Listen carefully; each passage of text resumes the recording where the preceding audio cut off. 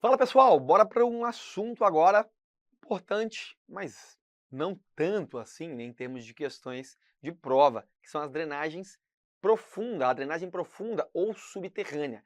Ela pode não ser importante tanto para a prova, mas tem sim muitas questões sobre isso, algumas questões sobre isso, e ela é muito importante para a saúde do meu pavimento como um todo. Já que nós percorremos aí drenagem de talvegs, drenagem superficial, drenagem de pavimento, chegou a hora da drenagem subterrânea ou chamada de drenagem profunda. Veja bem, a água que chega nas estradas, ela geralmente vem de duas partes. Ou ela escorre sobre a superfície do solo, né? E aí eu preciso drenar com as sarjetas, valetas, ou ela se infiltra. Na que chove sobre o solo, sobre a camada de revestimento, sobre os talos laterais, a gente pega a drenagem superficial, que dá conta dessa parte aqui que escorre sobre a superfície do solo, ou até sobre a superfície da plataforma. Isso aqui, então, drenagem superficial. Mas uma parte se infiltra. Essa parte que se infiltra, geralmente a gente coloca a drenagem de quê? Drenagem do pavimento, que são essas duas estruturas que nós já vimos. Acontece que tem uma terceira parte de água que vem de baixo. Essa que vem de baixo é que a gente chama, que forma a chamada franja capilar, quando nós estamos falando de quê? De lençóis muito superficiais, é que é a ascensão de água por capilaridade através desses lençóis. O material granular, essa água que ascende, é tão danosa quanto as que vêm ali da parte superior, né, que chovem lá na superfície. Nestes casos, então, para a gente eliminar esse problema das franjas capilares, eu preciso rebaixar o lençol freático, eu preciso de estruturas de drenagem que não deixem o lençol freático chegar até a minha estrutura do pavimento, né, e não causar danos. Por isso aqui, neste caso, é indiscutível que nós precisamos trabalhar para manter a profundidade do lençol freático a pelo menos 1,5 m a 2 metros do subleito. O que é o subleito da rodovia? É a base, é a fundação da rodovia. Eu chego lá, quero abrir uma estrada aqui. Aquele solo que eu tenho lá, que eu vou construir a minha estrutura do pavimento acima dele, aquele ali é o meu subleito. Então eu preciso manter a água distante, não é da camada de rolamento lá em cima, é do subleito. Então 1,5 m a 2 metros abaixo do subleito. Para daí sim eu tenho aquele subleito e a partir dali eu construo a minha plataforma, a minha estrutura toda do meu pavimento. Então aqui a drenagem superficial, desculpa, drenagem subterrânea ou profunda é muito importante. E aí nós vamos ver aqui drenagens, cada um desses 6 tipos de drenagem subterrânea ou profunda. Começa com os drenos profundos.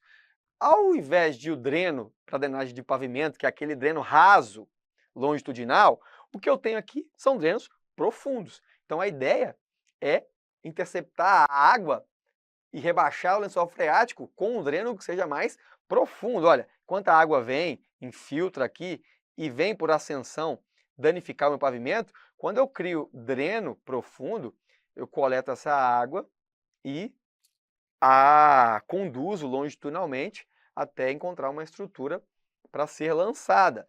Então aqui nós temos um impedimento dessa água atingir a parte estrutural do meu pavimento. Claro, tem que ficar mantido a 1,5 m a 2 metros de profundidade, que é o prazo, que é a distância que nós queremos manter dessa água para o meu subleito. Esse conjunto de captação aqui dos drenos profundos, ele é formado por três estruturas basicamente. O material filtrante, que é uma areia, um agregado britado, um geotêxtil ou algo que vai filtrar a água. Um material drenante, que é brita, cascalho grosso, lavado e etc., que vai drenar essa água.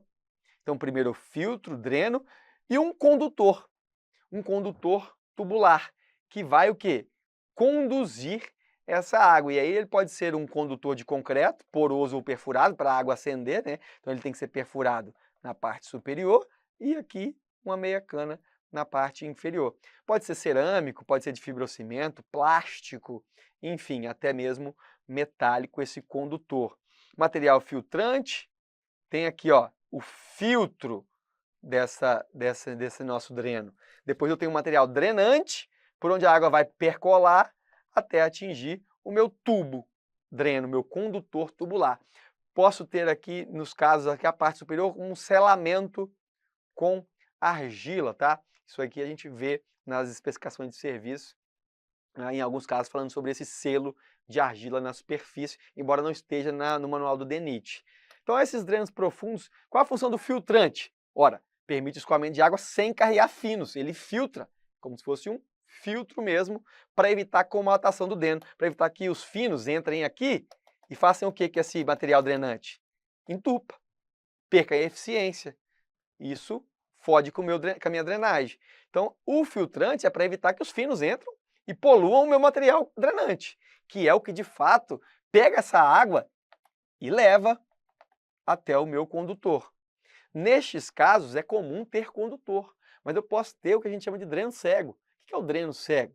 É só o material filtrante, depois um drenante, e ele vai conduzindo através só de um material granular drenante. Não tem ali um condutor específico. Por isso que ele fala que é cego. Tá vendo essa bolinha? É o olho. Tá bom? Esse aqui não é o cego. O cego não tem olho. Então, o que é um dreno profundo cego? Isso aqui não tem. Isso aqui é tudo material drenante.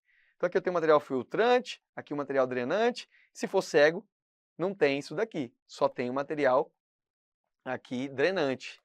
Na verdade, aqui eu coloquei só material filtrante e tubo, né? É um caso contínuo. Descontínuo com material de proteção, material drenante, olha aqui, esse aqui é o mais comum, filtrante, depois o drenante, que traz a água até o meu condutor. Tem algumas seções, né, que a gente pode ver. Uma coisa importante, esses drenos subterrâneos, tá, profundos, devem ser implantados durante o acabamento da terraplanagem. Estou fazendo a terraplanagem, quando estou na fase de acabamento, eu já coloco eles, para depois não ter que abrir aquilo ali tudo de novo, né? Muito cuidado. E os drenos cegos poderão ser executados sob a forma de trincheira ou colchão. Então só tem uma valazinha, uma trincheira com material granular. Não tem aqui o meu condutor especificamente, ele é um dreno cego. Dreno espinha de peixe, destinado a drenar grandes áreas, ele pega uma área maior do pavimento, tá? Pode ser uma área pavimentada ou não, pode ser um terreno que ainda não seja pavimentado, mas que a gente vai fazer somente a estrutura de drenagem. Qual que é a característica? Espinha de peixe, né? Aqui nós temos o eixo longitudinal da rodovia, né? Aqui o meu grade, esse aqui é o meu eixo da rodovia, e a gente tem essa espinha de peixe, essa estrutura, que joga para onde? Para os drenos aqui, né? Longitudinais, e os drenos longitudinais estão aqui na lateral, dando continuidade a essa drenagem. Beleza? Quando que eu posso utilizar isso? Quando os drenos longitudinais sozinhos não forem suficientes para drenar, quando o lençol freático estiver muito próximo da superfície, ou quando a gente tiver um aterro impermeável aqui por cima. Então eu preciso drenar essa região por baixo. Drenagem profunda no estilo espinha de peixe, que depois acessa os drenos longitudinais profundos que estão na lateral. Já drena uma área muito maior, concorda? Muito maior do que o dreno longitudinal somente. Dreno espinha de peixe drena uma área maior. E depois eu tenho ainda o colchão drenante. Esse drena praticamente tudo. Na verdade é uma camada que é espessa e profunda. O que acontece? Tem a camada drenante lá no pavimento. Vamos ver se eu acho aqui para você ver. Opa, tá aqui. Drenagem do pavimento, tem uma camada drenante. Logo abaixo do revestimento. Então aqui tem um revestimento e aqui a gente tem uma camada granular drenante. Eu estou falando aqui agora de colchão drenante, estou falando de uma estrutura mais robusta. Estou falando aqui agora de uma camada profunda, mais estruturada, que vai drenar essa água quando eu tenho volumes muito grandes. Então o objetivo da camada drenante, aqui desse colchão drenante, é drenar aquelas águas ali do corpo estradal em que o volume não possa ser drenado por espinha de peixe. E claro, é a água, neste caso do colchão drenante, que vem de baixo para cima. E no caso lá do dreno, da camada drenante, é a água que infiltra no pavimento. Então uma coisa é a drenagem do pavimento, outra coisa é a drenagem profunda ou subterrânea. Tá ok? Então essa estrutura mais robusta e ela vai jogar a água para onde? Mais uma vez, para o dreno longitudinal, e ele sim vai levar longitudinalmente este nosso material, tá? A gente tem alguns casos aqui onde eles são utilizados, mas o objetivo é uma drenagem de uma área maior, tá? E depois, por penúltima estrutura, na verdade, ou é a última, deixa eu me ver. Não, faltam mais 3. São os drenos subhorizontais ou profundo. Aqui já não é nem a drenagem mais do pavimento. O dreno subhorizontal profundo é uma drenagem que é feita nos taludes, tá? A gente fala geralmente aqui que a gente precisa drenar as estruturas de obras, né? Muros de arrimo. Então a gente coloca esses drenos inclinados, né? Por isso subhorizontais, profundos, porque eles penetram nas estruturas aqui dos nossos taludes, tá? Para fazer a drenagem. Aí fica aquele barbacã aqui, tem alguns lugares que chamam de outro nome, agora até me fugiu o nome que aqui em São Paulo eles chamam, mas não é barbacã, esse tubo que fica aqui. Mas basicamente o quê? Prevenção e correção de escorregamentos de taludes, né? Através disso eu rebaixo o lençol freático, o nível d'água, na verdade. Olha o nível d'água sem dreno aqui. Ficava todo acumulado na beirada do talude. Penetrei alguns drenos, eu já estou jogando a água muito mais rápido para o dreno e depois escoando aqui, lógico, eu tenho uma sarjeta que drena essa água superficial que aparece por aqui. Tá ok?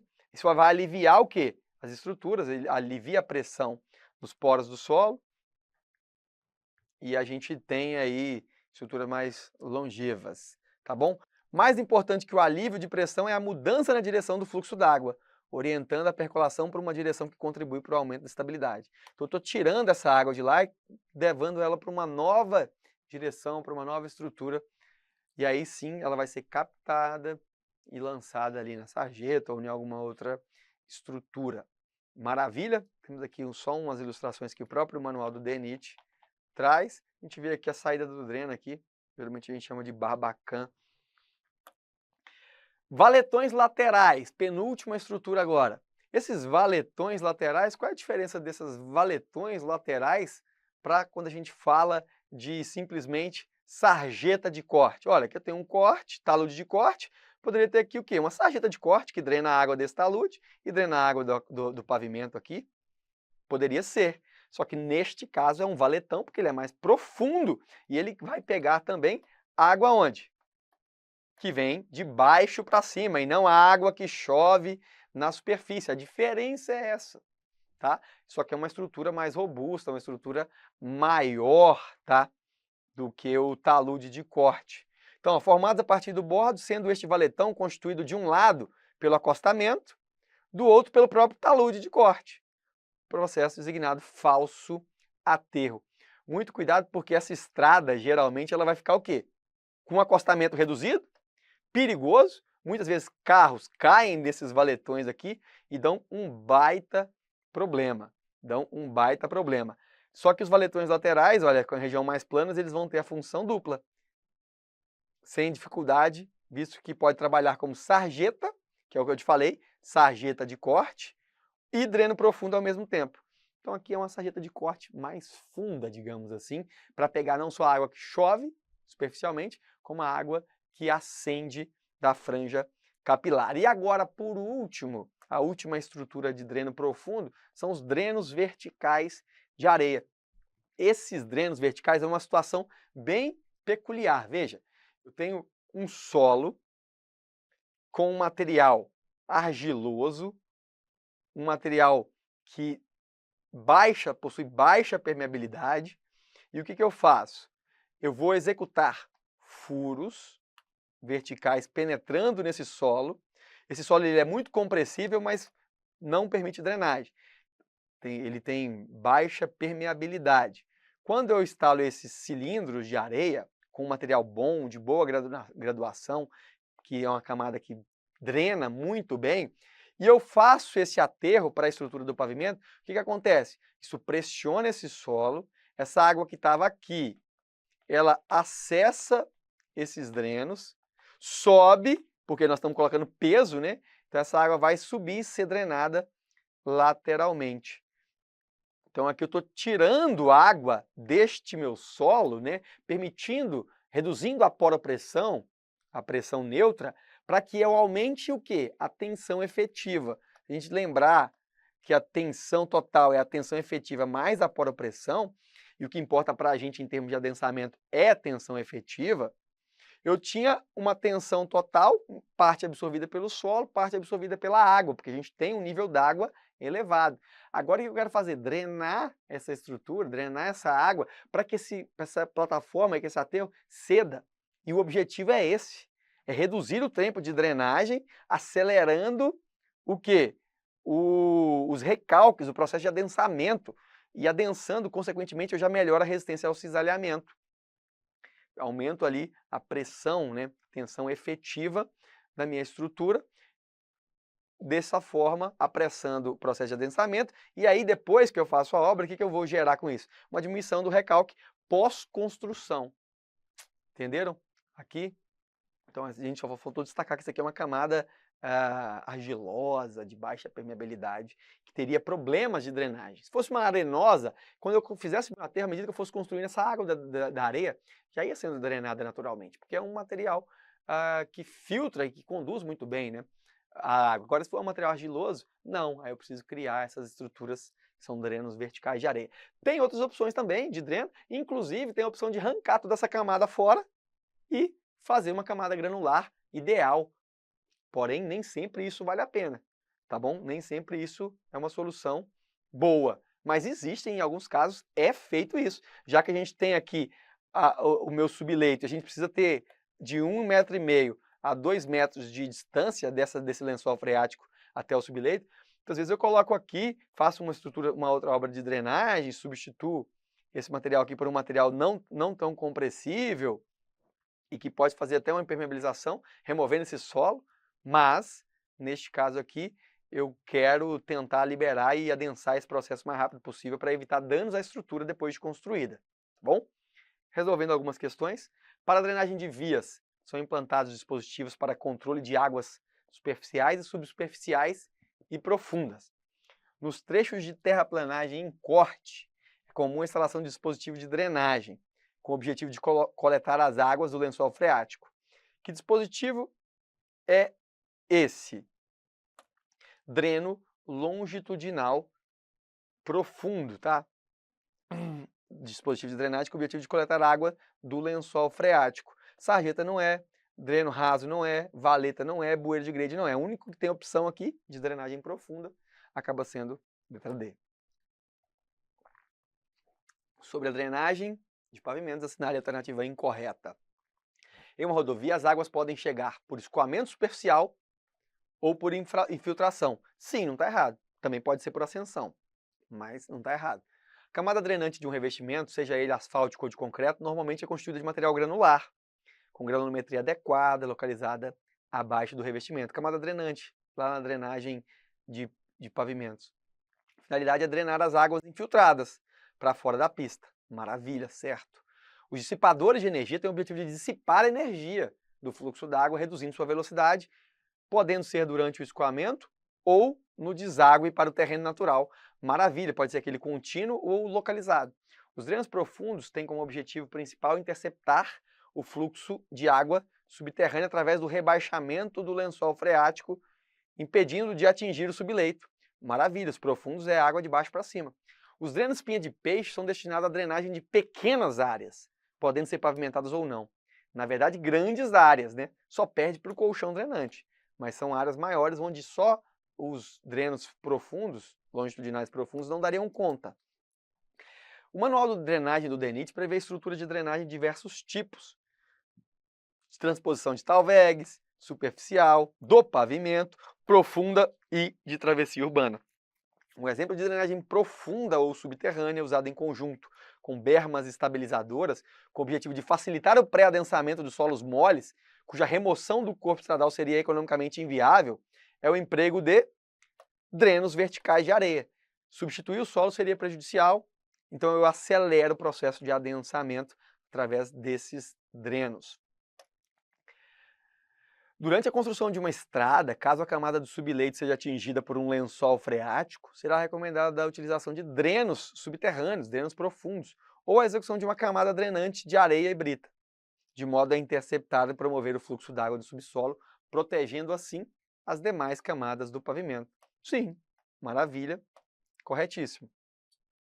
Dreno cego, cujas camadas filtrantes devem ser constituídas por geotêxtil, tecido e duto de PVC, e duto condutor de PVC, tá errado, né? Devem ser instalados e coletados. Não tem duto. O cego não tem essa bolinha. O cego é só isso. Camada filtrante, camada filtrante e camada drenante aqui. E pronto. Não tem tubo. Dreno cego é desprovido de condutores tubulares, tá? No processo de instalação de drenos subterrâneos, conforme especificação em projeto, drenos cegos podem ser executados sob a forma de trincheira ou colchão, certo? Sendo sua implantação realizada durante o acabamento de terraplanagem, certo também. Essas estruturas aqui de drenos subterrâneos são feitas durante a fase de acabamento da terraplanagem. Analise as afirmativas abaixo em relação à drenagem. 1. Dissipadores de energia são dispositivos que têm função de reduzir a energia dos fluxos d'água, concentrados por outros dispositivos de drenagem, promovendo a redução de velocidade de escoamento, minimizando efeitos erosivos quando da disposição final junto ao terreno natural. Exato, para essa água não sair arrancando tudo e erodindo tudo que vê pela frente na hora que eu lanço ela no terreno natural. Maravilha. Dreno cego é aquele executado somente com tubos, sem material interno. Claro que não, falso. Não tem tubos. Valeta de proteção de corte, também denominada valeta de coroamento. Então veja, a valeta de proteção de corte está lá em cima do meu corte. Aqui tem uma sarjeta, aqui tem um pavimento. Aqui é a valeta de proteção de corte. Também denominada valeta de coroamento, consiste em dispositivo destinado a interceptar e conduzir as águas precipitadas sobre as áreas adjacentes e que escoam a jusante dos cortes, visando impedir que essas atinjam o corpo estradal. Aqui a gente tem que ter cuidado, porque valeta de corte, também denominada valeta de coramento, consiste em dispositivo destinado a interceptar e conduzir águas precipitadas sobre as áreas adjacentes que escoam a jusante dos cortes. Na verdade, é a água que está aqui, a montante dos cortes, antes do corte. Depois, já atingiu o corpo estradal. Por isso, falso. Muita sacanagem da banca, né, nessa questão. Então, a gente só fica com a alternativa A, que está correta. Vamos para a nossa última questão do IADES agora, no que se refere à execução de drenos subterrâneos, dispositivos que permitem captação, condução e deságue de águas que se infiltram em pavimentos ou que estão contidas no próprio maciço, assinale a alternativa correta. O material drenante pode ser constituído de geotêxtil não tecido ou de areia, que satisfaça a granulometria indicada no projeto, de modo a impedir que as partículas finas sejam conduzidas por via fluida e fiquem retidas nos vãos do material drenante. Opa, então o material aqui é filtrante, né? Que não deixa, que filtra as partículas finas de poluir o material drenante. Então aqui é filtrante. Com relação ao material filtrante, podem ser utilizados agregados naturais ou resultantes de britagem, tais como britas orgânicas e rocha-sã, areia, pedregulho, com permeabilidade satisfatória. Aqui é o drenante, né? Não é o filtrante, ficou invertido. Para a quantificação dos serviços de dreno com enchimento de material, deve-se usar o volume geométrico em metro cúbico de material lançado mecanicamente com retroescavadeira ou manualmente, a ser utilizado como enchimento e não descontar o volume do tubo. Aqui, na verdade, é uma parte mais de orçamento, né? Se o volume do tubo é significativo, eu não vou pagar isso. Então, eu tenho que, na verdade, descontar. E aqui está falando não descontar o volume do tubo. Portanto, tenho que descontar. Para a execução de dreno profundo, pode ser com ou sem selo de argila. Selo de argila é aquela camada de selamento em cima do meu dreno profundo. Tem aqui material filtrante, tem aqui o material drenante e tem aqui meu tubo condutor. Esse aqui é o selo que a gente viu, selagem de argila. Então aqui está correto.